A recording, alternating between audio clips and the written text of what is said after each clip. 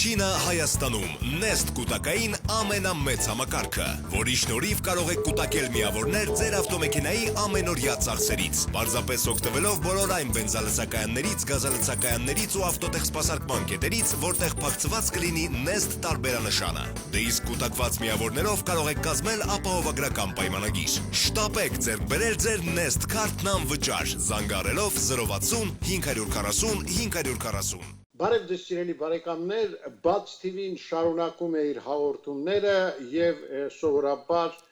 երկուշաբթի օրերը ընդունված է համարել դժվարին ծանր օրեր,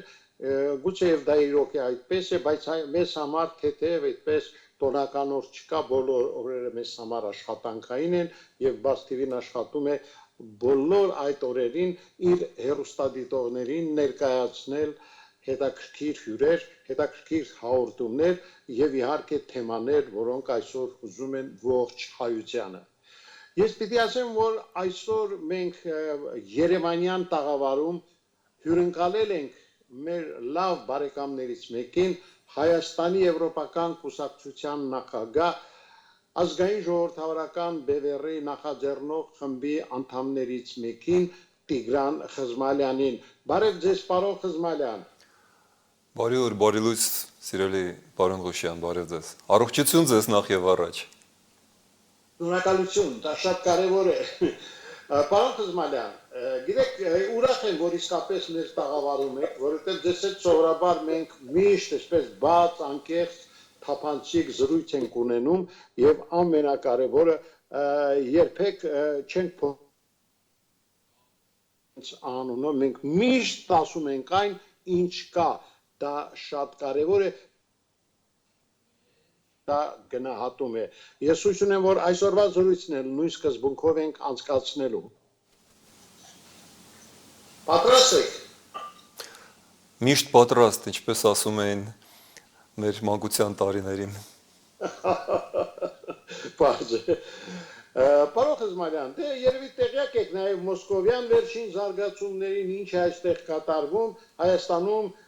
կարծում եմ այդ ամենի մասին որոշակի ռեալ պատկերացում ունեն։ Ես ավելին կասեի,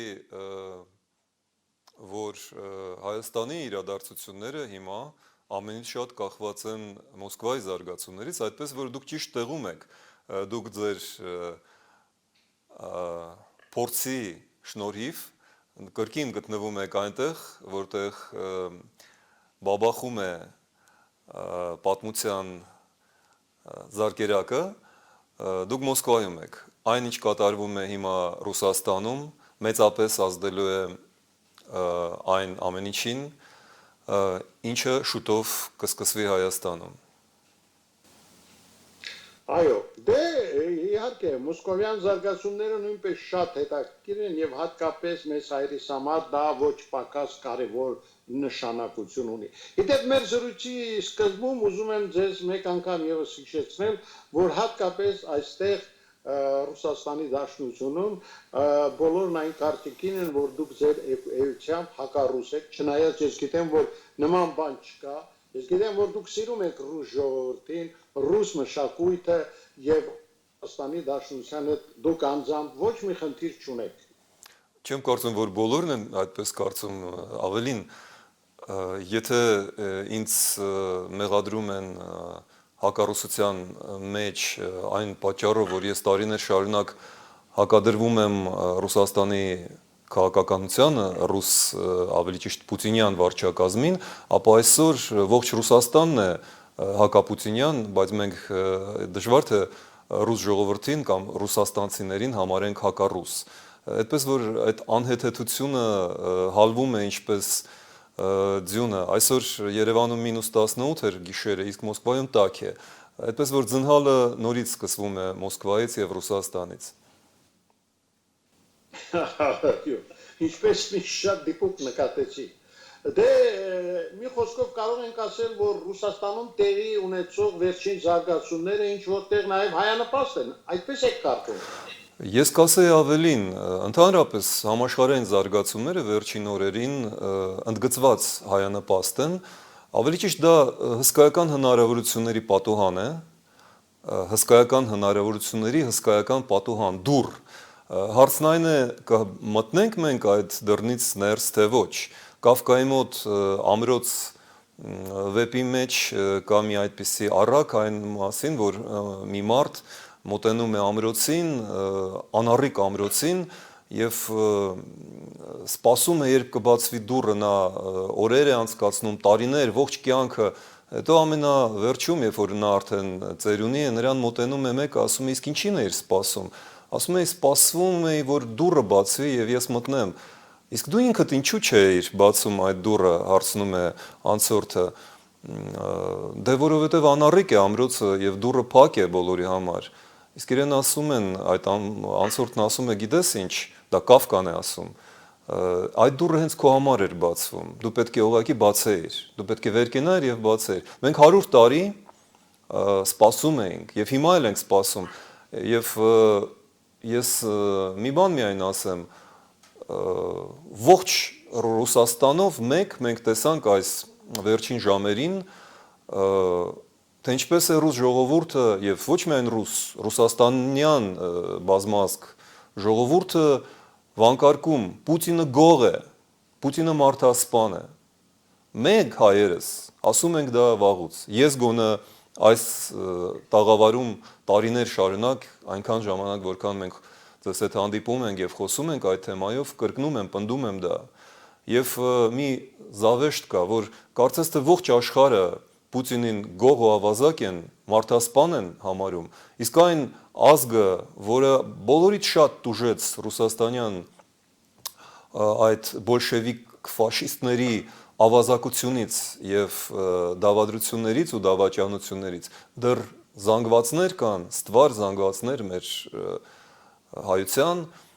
որոնք կարճում են այդ ցնորքից, այդ մղձավանջից եւ շարունակում են բռնվել այդ կեղծ գաղափարից ասելով, որ չէ, ռուսն է մեզ փրկողը, առանց ռուսի մեզ կուտեն, ռուսը չլիներ, մենք կունենայինք պետություն, ռուսը չէ իհարկե, ես նկատի ունեմ այդ բոլշևիկյան եւ հիմիկվա ֆաշիստական իրենց վարչակազմը, չէր լինի այս պատերազմը, չէր լինի քարորիա պատերազմը, մենք չէինք կորցնի 5000 տղա այս 44-օրյա պատերազմում, մենք չենք կորցնի Արևմտյան Հայաստանը եւ Արցախի ու Նախճեվանի տարածքները, եթե չլիներ այդ ճարիքի կայսրությունը։ Այդպես որ հիմա այն ինչ ասում ենք մենք տարիներով, ասում է ռուս ժողովուրդը եւ վիճել ռուս ժողովրդի հետ այս առումով ես համարում եմ ուղղակի ծիծաղելի։ Այո, դե դուք երևի տեղյակ եք, թե ինչ է կատարում հատկապես Նավալնու շուրջը տեղի ունեցող զարգացումների կապակցությամբ եւ ինչպես ասում են, քայլ առ քայլ ավելի է բացահայտվում Կրեմլի իրական դեմքը։ Անշուշտ Նավալնին շատերի մոտ կասկածներ է հարուցում, թե ինչպես կարող էր այդքան անհաջող գործել հատուկ ծառայությունը, ինչպես նրան չսպանեցին, արդյոք դա կասկածների տեղիք չի տալիս։ Գիտեք ինչ, Նավալնուն համեմատում են Փաշինյանի հետ, իբրև թե հերթական մի նախագիծ։ Այս ամենը տվյալ դեպքում իմ համոզմամբ հայերիս համար էական չէ։ Եթե Նավալնին պետք է կատարի Ռուսաստանի պատմության մեջ այն դերը, որը կատարեց Փաշինյանը, կործանելով մեր պետականությունը, ապա մենք չէ որ պետք է անհանգստանանք դրա համար։ Արդյոք օգնում են Նավալնին հատուկ ծառայությունները կամ դրանց մի մասը, դա էլ այդքան էական չէ։ Ես կհամեմատեի Ռուսաստանի իրավիճակը Խորհրդային Միության վերջի ամիսների, վերջի շաբաթների հետ, երբ երիտասարդ Ելցինը, այն ժամանակ ավելի ճիշտ այդքան էլ երիտասարդ չէ, բայց ավելի ճիշտ կասեմ այսպես, երիտասարդ Նավալնին նման է երիտասարդ Ելցինին եւ ոչ միայն արտաքուստ, ինչ այդ նմանությունը միջալոց ակնհայտ է, այլ նաեւ իր դերակատարությամբ քանդել բոլշևիզմը, որը արեց կամ համենայնդեպս փորձեց անել Ելցինը, շատ նման է Նավալնու այս առաքելությանը, որը քանդում է պուտինիզմը։ Իսկ մեզ համար մեծագույն վտանգը, մեծագույն սպառնալիքը մահացու սպառնալիք հայերիս համար դա պուտինիզմն է, որը կրկնում եմ հեղինակն էր այդ եղեռնական գործողությունների, այդ պատերազմի, այդ զոհերի եւ կորուստների, որ տարավ մեր ժողովուրդը վերջի տարիներին, տասնամյակներին եւ հատկապես 20 թվականի աշնանը։ Եթե չլիներ Պուտինը եւ պուտինիզմը, այդ ամենը չէր լինի։ Այդպես որ մեր շահից է ելնում Նավալնու հաղթանակը, մեր շահից է պուտինիզմի կործանումը եւ դա այն 3 կարևորագույն գործոններից մեկն է, որը ես համարում եմ անչափ բարենպաստ։ Մյուս երկուսը դա Միացյալ Նահանգների նոր վարչակազմի եւ նոր նախագահի մուտքն է քաղաքականություն, որը վերադարձնում է Միացյալ Նահանգները Ուիլսոնյան Ամերիկայի սկզբունքներին եւ արդեն առաջին իսկ ժամերը ապացուցեցին ոչ միայն երիտասարդ հայ պաշտոնյաների նշանակումը Բայդենի վարչակազմում, այլ նաեւ ինչն ավելի կարեւոր է, Սենատում մեծամասնություն դարձած դեմոկրատական կուսակցության օրինակ սենատոր Ռոբերտ Մենենդեսի նշանակումը արտաքին հարցերի հանձնաժողովի նախագահ, հենց Ռոբերտ Մենենդեսն էր հեղինակել 19 թվականի նոյեմբեր-դեկտեմբերին Սենատի կողմից հայոց եղեռնի եւ հայրենազրկման բանաձևի ընդունումը, Ադամ Շիֆը մնում է եւս մի կալիֆոռնիացի եւ հայերի բարեկամ կոնգրեսմեն մնում է հետախուզության հանձնաժողովի նախագահ եւ ամենակարևորը նրանք արդեն իսկ բացահայտեցին նոր պետքարտուղար Անթոնի Բլինքենին որոշումը հաստատեցին նրա դիրքորոշումը, որը ընդգծված հակապուտինյան է եւ հակաերդողանական, այդպես որ հանձին Բայդենի եւ Միացյալ Նահանգների նոր դեմոկրատական ադմինիստրացիայի Հայաստանը ստանում է հզորագույն դաշնակից եւ դրան միանում է այն, որ Brexit-ից հետո կտրուկ բարձրանում է Եվրոպայում Ֆրանսիայի դերը, որը փաստորեն ունենալով Գերմանիայի դաշնակից հզոր տնտեսությունը ինքը դառնում է երկրորդ գերտերություն երկրում աշխարհում փաստորեն Եվրոմիություն գլխավորող քաղաքական ուժ եւ մենք ունենք Էմանուել Մակրոնի պես բարեկամ, այդպես որ եւ Եվրոպան եւ Միացյալ Նահանգները եւ փաստորեն Ռուսաստանի նոր զարգացումները ընդգծված բացառիկ բարենպաստ գործոններ են, դա այդպես է պետք գնահատել իմ խորին համոզմամբ, եւ այս առումով քաղաքական ձմեռը, որը տասնամյակներ շարունակվում էր Հայաստանում, ավարտվում է մեր աչքի առաջ, ես այս առումով ոչ թե լավատես եմ, ես կարծում եմ ես իրատես եմ,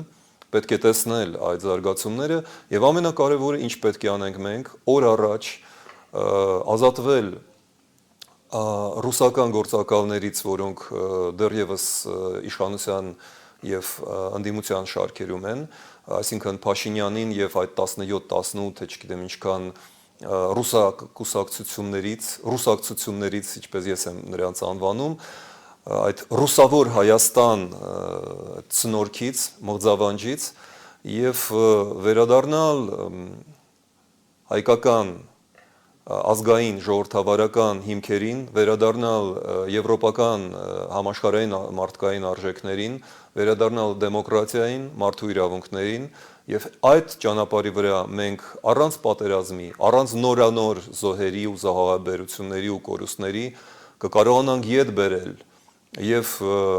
Արցախում մեր կարևորագույն դիրքերը եւ շատ ու շատ այլ քաղաքական եւ միգուցե նաեւ տարածքային խնդիրներ մենք կկարողանանք լուծել, եթե դառնանք Արևմտյան դաշինքի, Եվրոմիության եւ ՆԱՏՕ-ի լիիրավ անդամ, բոլոր պայմանները դրա համար մենք ունենք, մնում է մենք համապատասխանենք այս մարտահրավերներին եւ այդ հնարավորություններին։ Դա անելու ենք մենք այս առաջիկա ամիսներին։ Պարոն Պարոն Զմանյան, իհարկե ես շատ ուրախ եմ, որ վերջին շրջանի Միացյալ Նահանգներում, Ֆրանսիայում տեղի ունեցող, ընդհանրապես Եվրոպայում տեղի ունեցող բարեփոխումները դուք էլ հաստատում եք, որ շատ հայանպաստ են, շատ կարևոր է, բայց այն իրավիճակը, ինչն այսօր տիրում է Հայաստանում, շատ է անհանգստացնում հատկապես մեր սփյուռքահայ բարեկամներին, բաց թվին մեծ թվով ունկնդիրներ ունի, որոնք բնակվում են աշխարհի տարբեր անկյուններում, իսկ Ռուսաստանի Դաշնությունում դուք գիտեք մոտ 3 միլիոն հայություն է ապրում, ում համար երբեք չի եղել այսպես ոչ կարևոր հայ ժողովրդի ճակատագիրը մեր առաջիկա զարգացումները։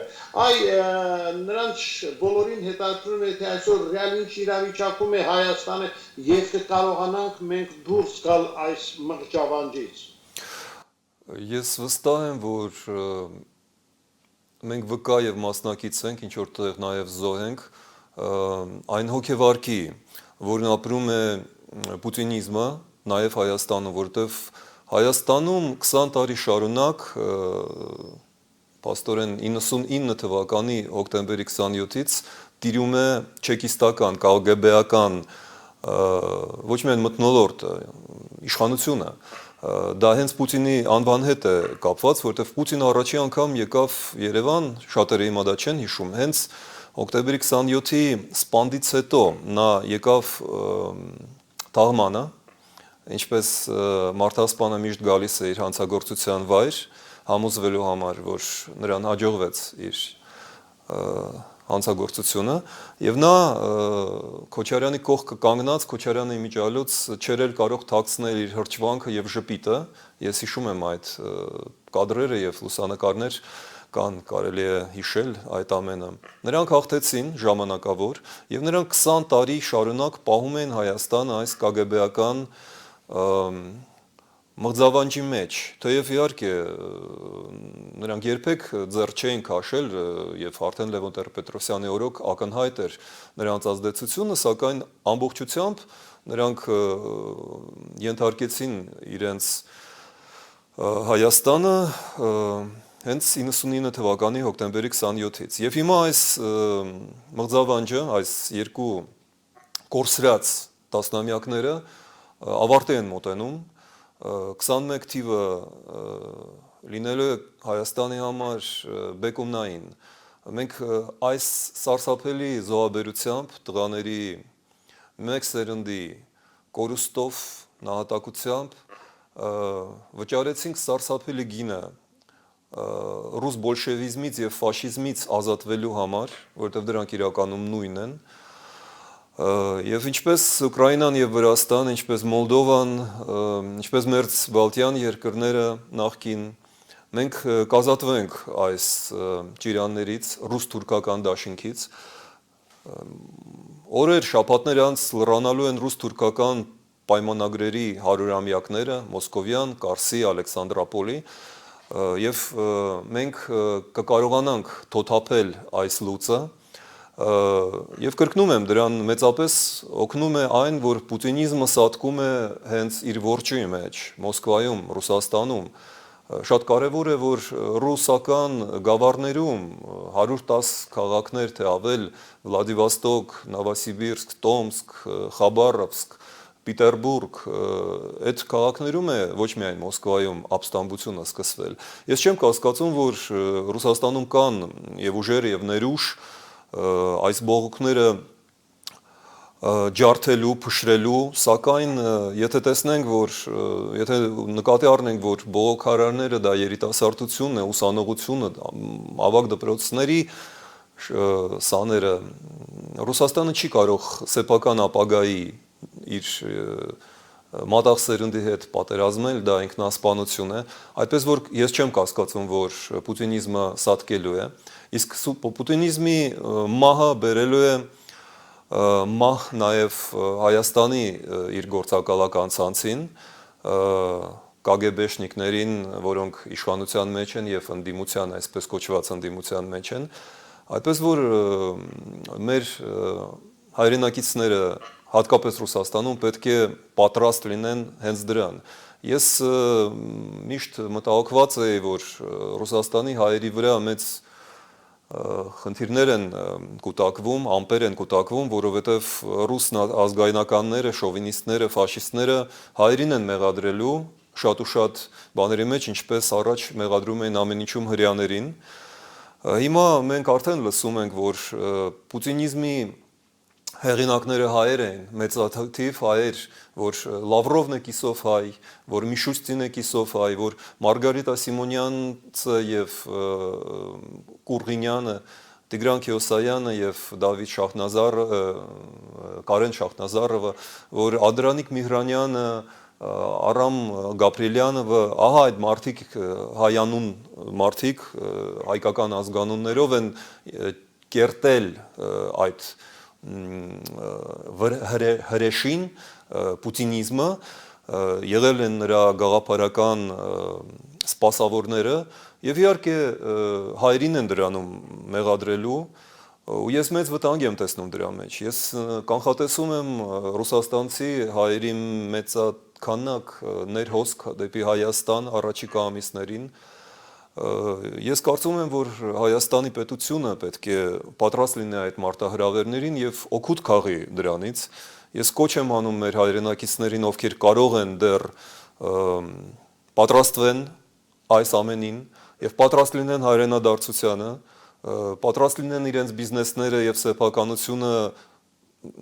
գոնե չկորցնեն Ռուսաստանում, կարողանան եթե վաճառել,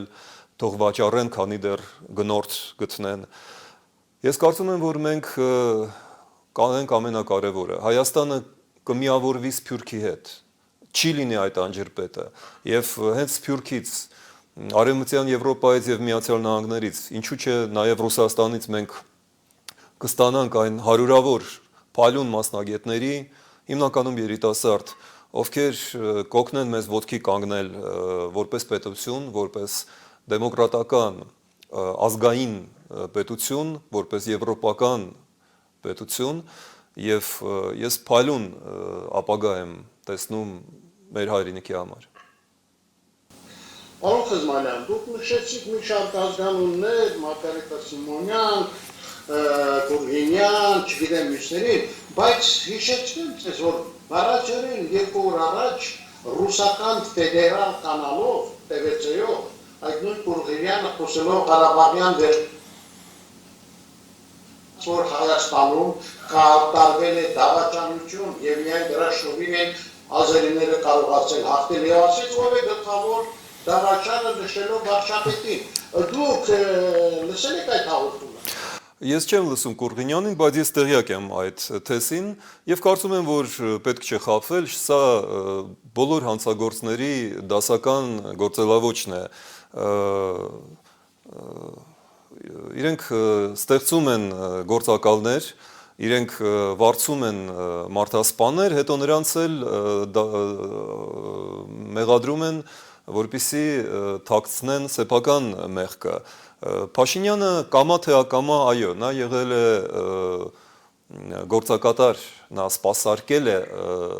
Մոսկվայի շահերը եւ եթե սկզբից նրան մեղադրում էին նրանում, որ նա հակադրվում էր Մոսկվային, դա ծիծաղելի էր, որովհետեւ նա իր իշխանության առաջին իսկ օրվանից հայտարարել էր եւ ամեն ինչ արել էր, որ ապացուցի իր լոյալությունը, հավատարմությունը Պուտինին անձամբ եւ ռուսական կայսրության, կայսերապաշտությանը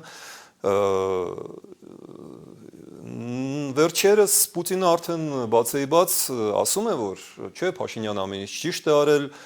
ինչ էլ չերկեն հիմա Պուտինի մերձավորները, նրանք փորձում են Պուտինին հարվածի տակից հանել, ոչ, Փաշինյանի միակ հիմքը, հենքը Հայաստանում դա Պուտինն է, Պուտինյան գործակալները, ահա ինչու հանկարծ հանդարտվեցին Վանեցյան, Վազգեն Մանուկյան եւ մնացածները, որոնք դեռ